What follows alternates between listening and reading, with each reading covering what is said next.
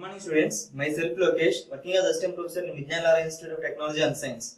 With our last class, we have completed this second unit, dewatering methods. So in today's class, we are going to quickly revise the entire second unit. Okay, so let's start. This is the syllabus we have. Second unit has very less syllabus, only 7 topics. Out of 7, 6 are dewatering methods only. The 7th topic is what is the criteria to choose the filler material. Okay, that is placed around the drains. This is a very important question, important essay question in your semester examinations. Okay, so let's see the syllabus. The first method of dewatering is sumps and ditches. The second one is single stage well point system, multi-stage well point system, vacuum well point system, horizontal wells and deep well point system, and electroosmosis. These are the brief syllabus that we have in our second unit. Okay, coming to the first one. What is dewatering? In the name itself, it is indicating that dewatering, removal of water. From where we are removing the water? Removal of water from the soil is known as a dewatering. See, dewatering is the process of removing groundwater. Not only the groundwater, the water also coming from the rains. That one is also removing, which ensures construction work can occur safely. It is very difficult to carry out a construction work if the groundwater is at surface or the rainwater gets accumulated at our site. In those two cases, it is very difficult and very risky to do the construction work. So that's why we are removing the water, groundwater and rainwater, such that we can do the construction work very safely. Okay, that is what is a dewatering means. Coming to the purpose, why we need to do dewatering? There is 2 types. The first one is during the construction stage. While we are doing the construction work, what is the purpose of dewatering? And the second one is post-construction stage. After the construction is over, what is the purpose of dewatering? Okay, so let's see during the construction stage. The first purpose is to carry out dry excavation. Here, excavation means generally excavation means removal of soil from dry condition. There is another word called dredging. I hope this one is already discussed. Dredging means excavation of soil from water. For example, excavation of soil at the bottom of river or at the bottom of pond or at the bottom of ocean. So if we remove the soil from below the water level, that is known as a dredging. Whereas excavation means removal of soil in dry state or less dry state. Okay. So to carry out this dry excavation, we need to remove the water from our side. That is the purpose of dewatering. And the second one is proceed efficiently.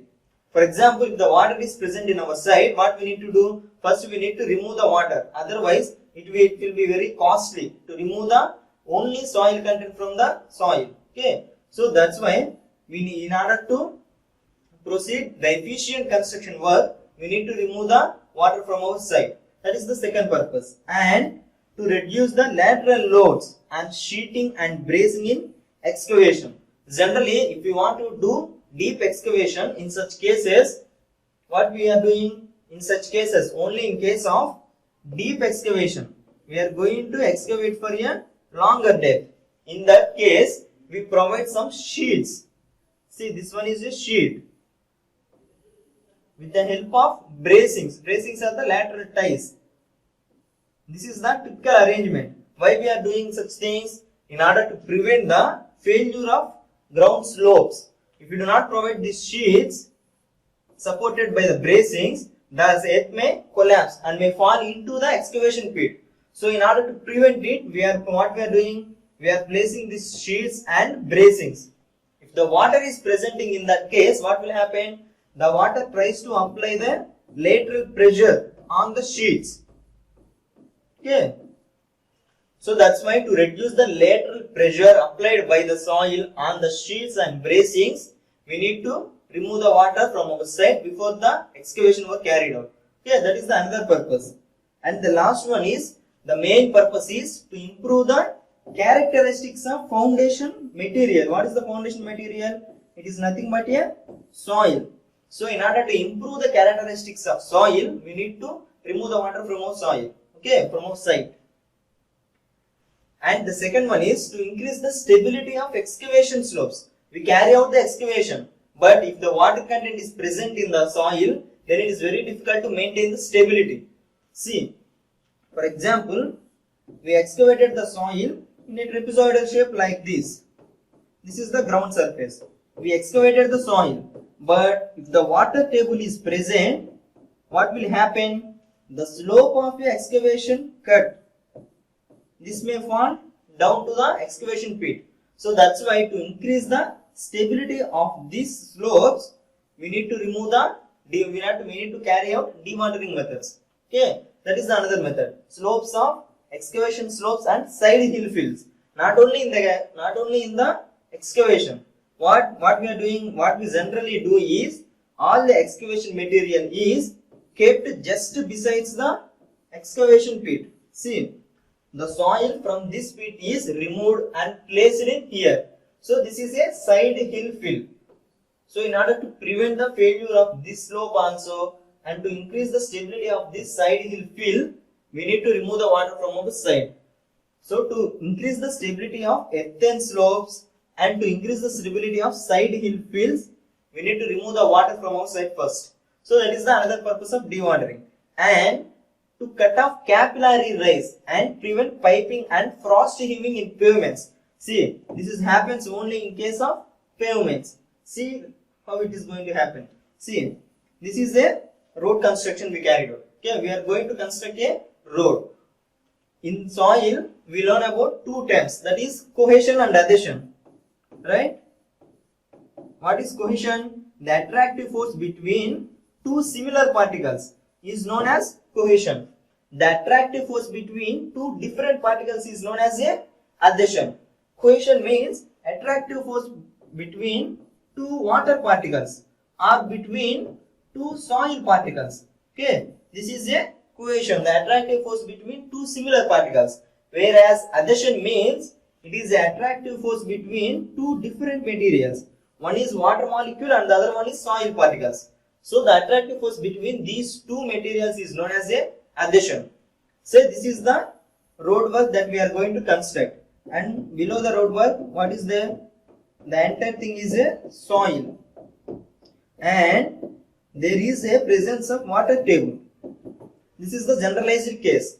Here it is entirely soil with some water table up to this depth. So if we do not remove the water from our side, what will happen? Because of adhesion force. See, here we have a water molecule. Above it, these all are soil molecules. Because of the adhesion force, these soil particles attract the water molecules up to certain depth. Okay. So the water goes to the upward direction because of this adhesion force. This is known as a capillary action, capillary rise.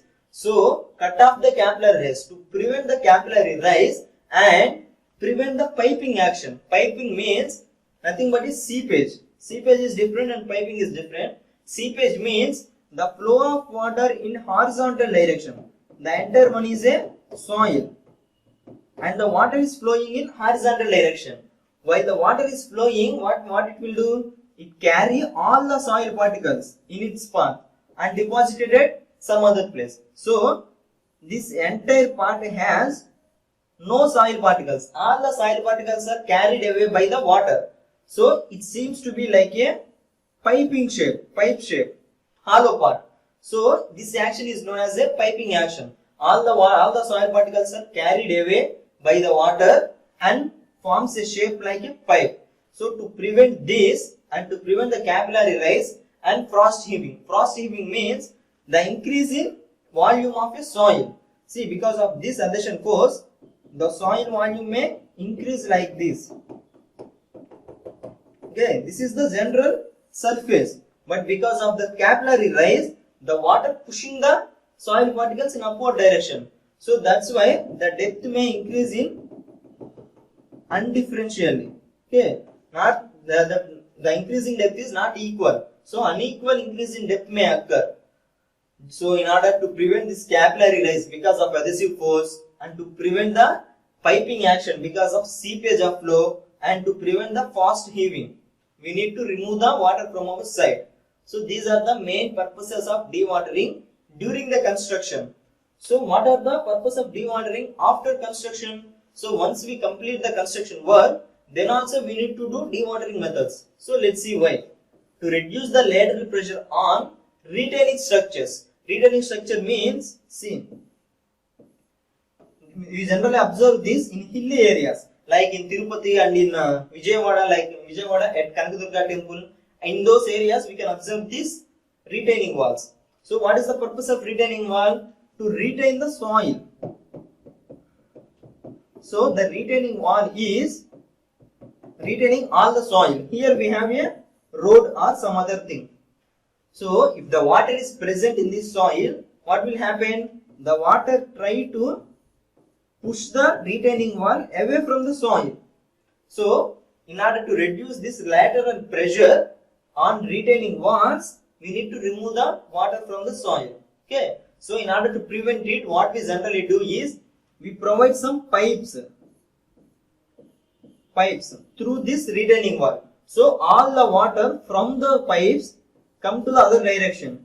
So once there is a path to escape, then the water cannot apply any pressure. There is a path to escape. So the water cannot apply any pressure on the retaining wall.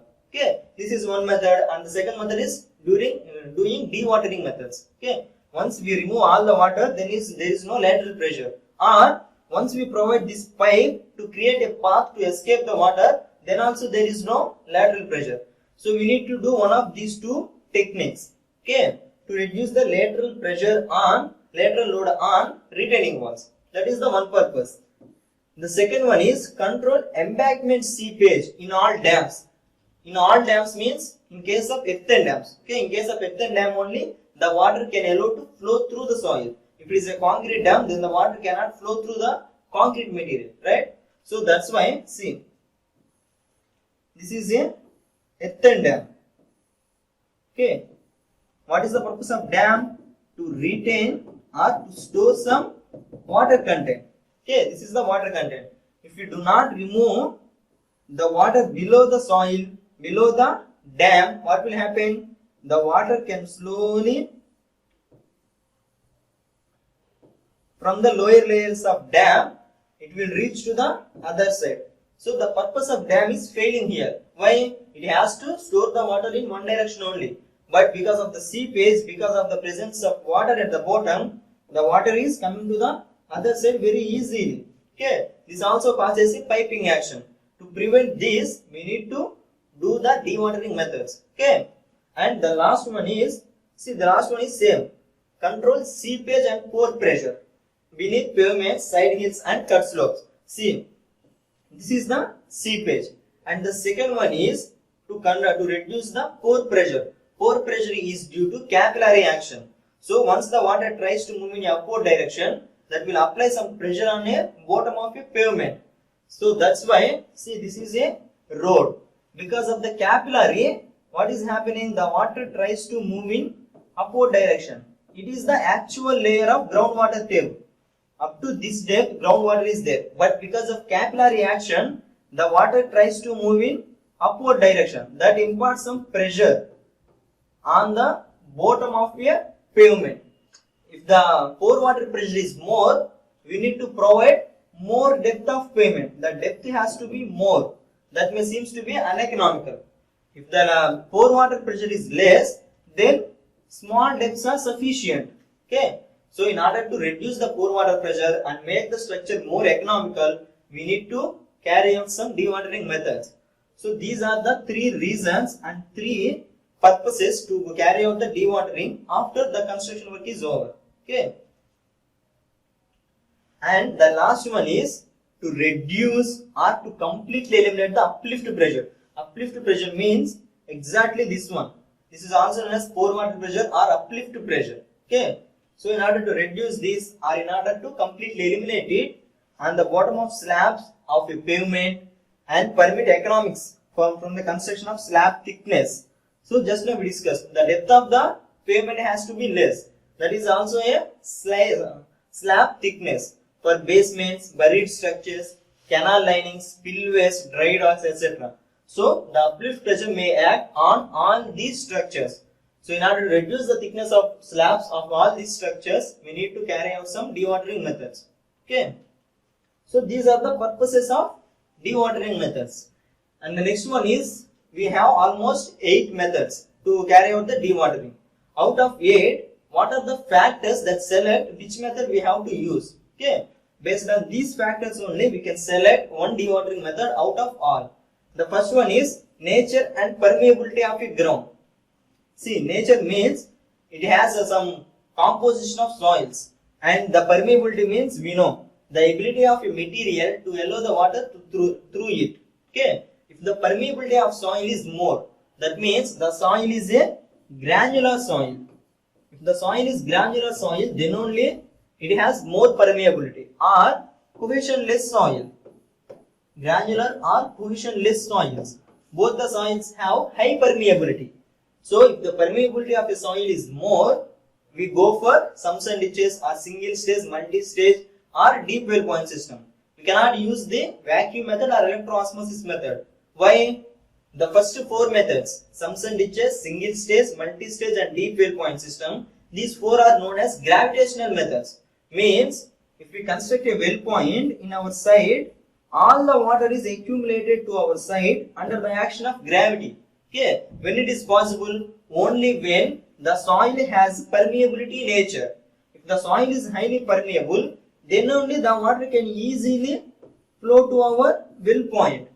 If the soil is not permeable, then the water molecule presented here stuck there only.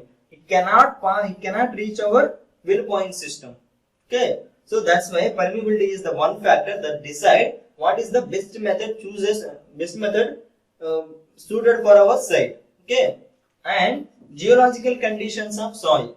Geological conditions means the presence of rocks or the presence of boulders or the presence of various types of soil. For example, our site has rocky structure. In rocky structure, we cannot do well points. We cannot excavate a single stage, multi-stage, deep well point system. So in such cases, what is the best method suited for our geological condition? That is the another factor that decide what method is suited. And the second one is extent of area to be dewatered. What is the area that we need to remove the water? We have one method, last method, horizontal wells. Generally, horizontal wells is used when we need to remove the water from a large area of large length, generally for canal, right? Whereas, if the extent of area, our site area is very less, then we go for sumps and ditches, that's enough. If our area is medium, then we go for single stage or multi-stage or deep well point system, okay? And if the extent of area is very large, then we go for horizontal well point system. So, this is the another factor that decide which method is suitable for our extent of area. Okay, and the next one is depth of water table below ground level. This is another factor. For example, we need to lower the water table for about 20 to 30 meters. In such cases, we go for deep well point system. Or if we need to reduce the depth of water about 6 to 7 meters, then we go for single stage well point system. Okay, in between that, we go for multi-stage well point system. Like that, and amount by which it has to be lowered. The depth of water table is not only the factor, and the second one is the amount of water we need to remove. That is also another method. Okay, deep well point system can remove the highest amount of water. If we need to remove the more water, then we have to go for deep well point system. If we need to remove the less amount of water, then we go for other small system. Okay, so these are the various factors that decide what method is suited for what conditions. And coming to the first method of dewatering, sumps and ditches. What is the sumps and ditches? Sumps and ditches is nothing but they are mainly situated under the ground level of excavation. See, first we carry out the excavation. At the bottom of excavation, we are laying these sumps and ditches. Okay. At one or various corners of the site, based on the quantity of water and the depth of water table we need to remove, based on that, we generally place the sumps and ditches at one or various corners of the site. And the method consists of cutting off a small ditch. We just need to excavate an open trench, that's it, close to the bottom of a excavation. So under the action of gravity, all the water is getting accumulated into this open excavation ditches. Okay. So from that ditch, we just remove the water by using pumps and motors. Okay. See, this is the excavation. So this is the shape we need to excavate. But unfortunately, there is a presence of groundwater table here. So what we need to do? So first we need to, actually it is here before carrying out a dewatering method. So once we apply the dewatering method, the water table is lower to this depth, right? So once by using dewatering methods, the water table lowered, then we can excavate this shape. Okay, this is the main objective. See, this is the actual surface. This is the actual ground surface. We excavated all this soil. At the bottom of the foundation, we laid a sumps and ditches. Okay. From this, with the help of your sump pump and motors, what we are doing, we are removing all the water. We are taking away all the water from our side. See, this is the initial water table. So, as we are using dewatering methods, the water table is keep on lowering. This is known as a lowered water table. Okay. So, this is the water table after dewatering method is applied. Okay. So, this is simply a sump and ditches. So, let's see in detail. See, this is a closer view of a sump. What it has? It has finer particles. Above the finer particles, medium coarser. Again, coarser particles. Why? Here, the water is in a slurry nature. It carries so much of soil particles. So, once the water passes through these mediums and reaches the sump, then all the water gets purified. So, all the soil particles are restrained at the bottom of the filter media. This is known as a filter media. Okay, here it acts as a filter media. So, all the soil particles are restrained at the filter media. Only the pure water is letting into the sumps. So, from there, by using a pump, we are removing all the water. Okay, see, look, under the action of gravity, all the water is getting accumulated at our sump. This is the initial water table, and this is the lowered water table or depressed water table. Okay, this is what is a sump and ditches means. Suitability. These are best suited for gravel or well-graded sand. The soil has high permeability. Then only this method is suitable. If the soil is impermeable, then the water cannot enter into our sumps and ditches. Why? Because the soil is impermeable. It does not allow the water to flow through it. That's why high permeability soils such as gravel, well-graded sandy gravel, or partially cemented materials, or porous rock formations. Even though it is a rock, but it is porous, then it allows the water to flow through it. Which means porous rock formations are also highly permeable soils. So in such case also, this method is best suitable. Okay. In single word, this method is suitable for high permeable soils. Okay. Coming to the next one, single stage well point system. See, it is a well point system. It contains a pipe of 1 meter long and 50 mm in diameter, and it has perforations. Perforations means we know the holes. For example, this is a pipe. The pipe has so many number of holes. Okay, not in a proper location. Throughout the length of a pipe, there are so many perforations, means holes, which are covered with a screen. So all these holes are covering with a screen.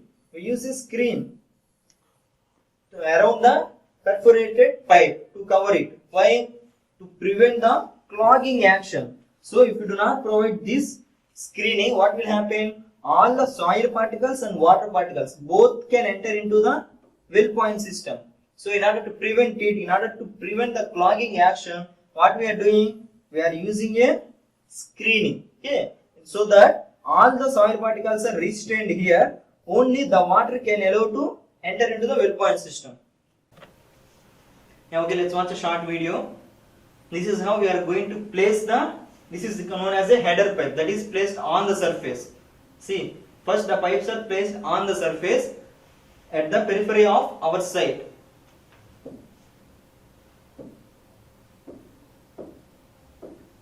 See, all the pipes are joined, and one end of the pipe is closed. Why? The water has no way to escape, and the last edge is connected to is taken away from our side. That is a discharge pipe. See the arrangement. This is the header pipe placed on the surface throughout the periphery of our area. based on the shape, we change the shape of the header pipe also. Then by using some specialized equipments, see here they are using this auger boring, okay, to excavate the well points. So with the help of auger boring, we excavate the well point system just besides the header pipe. This is the header pipe. Just beside the header pipe, by using auger boring, we are excavating a well point. See, this is a riser pipe. Okay. So all the water is getting accumulated at this riser pipe. So the riser pipe is connected to header pipe. Okay. Because why we are doing this header and riser pipes? There are so many number of riser pipes required. We cannot apply a motor or a pump to each riser pipe. So what we are doing? All the riser pipes are connecting to a header pipe. We are supplying the vacuum force for this header pipe only. Okay. See, the riser pipe is connected to a header pipe. So all the water from riser pipe enter into the header pipe. Like this, there is so many number of riser pipes. All are connected to this header pipe. See, all the water is entering from riser pipe to the header pipe. This is a riser pipe. All the water is entering into the header pipe. So from the header pipe, we take the water away from our side. Okay. So this is the arrangement. Like this, there is so many number of riser pipes connected to a header pipe. See, let's see a typical arrangement. This is a riser pipe. This is the point, riser pipe, and this is a well point. The riser pipe has so many perforations covered with a screening. Okay, this is the screening. This is placed around this pipe. See, here we have a sharp edge. Why? To easily penetrate into the soil. Then we have a ball valve. Ball valve means to prevent the flow of water in reverse direction. And another casting pipe is there. Then riser pipe and another casting pipe. Why? To join the riser pipe with well point, we use one casting. And in order to join the header pipe with in order to join the riser pipe with the header pipe, we use another fixture. Okay. So this is the basically a riser pipe. Okay. See, this is the typical arrangement. This is a header pipe, and the riser pipe is inserted into the ground by using auger boring, or by using jet of water also we have to penetrate the riser pipe into the well point. Then we are connecting these two. So all the water is accumulating at the riser pipe. So by using a suctional force, we suck all the water. By using a pump, we are taking all the water from riser pipe to header pipe, from header pipe to disposal site. Okay, this is a typical arrangement. Initially, this is the original water table, and after the dewatering method is completed, the water table is reduced. This is generally known as a technical term drawdown. Drawdown means the lowered water table after the dewatering method is applied. Okay, so this is a single stage well point system. Okay, so let's continue our revision in next class.